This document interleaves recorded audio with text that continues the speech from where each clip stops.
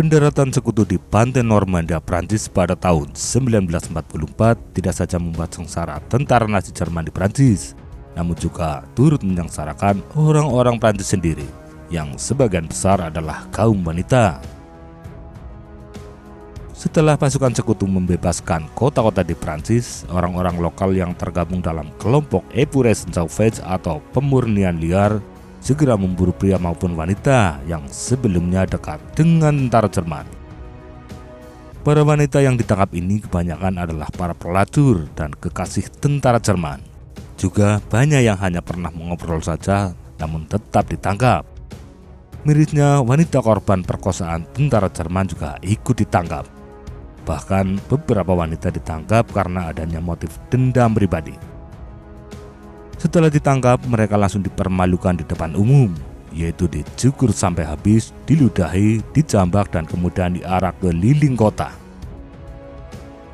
Selama 1 tahun sejak dides, sedikitnya 20.000 wanita Prancis telah mengalami kekerasan parah akibat dicap sebagai kolaborator horizontal.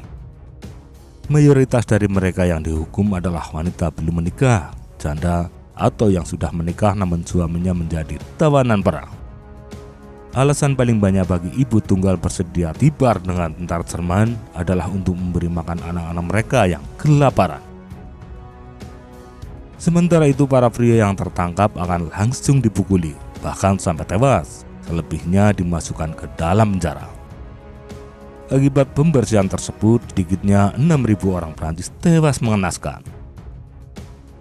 Tentara sekutu yang menyaksikan juga tidak bisa berbuat banyak dan memilih tidak ikut campur dengan urusan internal Prancis. Tindakan liar para pelaku Épures Sauvages tidak hanya terjadi di Prancis saja, namun juga di Belanda, Italia, Belgia, dan Norwegia. Setelah perang usai, banyak wanita yang telah dihukum ini meninggal dunia akibat bunuh diri.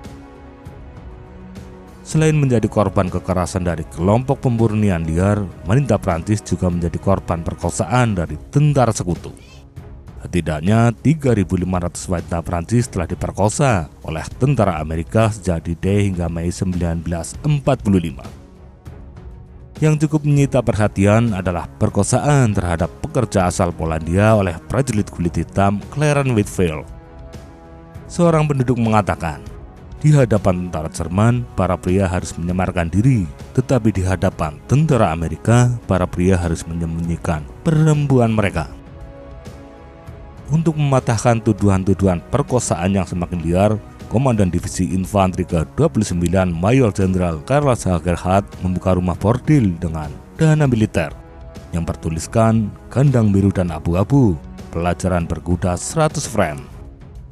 Namun baru 5 jam buka, Jenderal Omar Bradley mengetahuinya dan kemudian memerintahkan untuk menutupnya.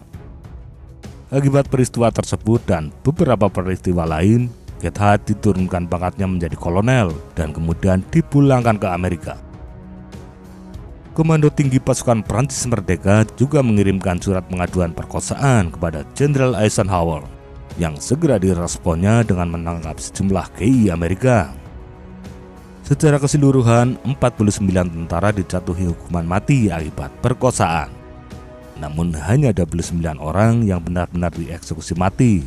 Itu pun hampir semuanya adalah prajurit kulit hitam. Di Normandia terdapat kuburan gadis-gadis muda yang bertuliskan dibunuh oleh orang kulit hitam.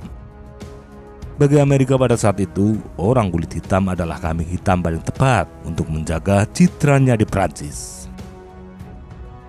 Sementara itu, para korban perkosaan lebih memilih diam mengenai penderitaannya agar tak dianggap tidak berterima kasih dan kemudian dikucilkan oleh orang-orang.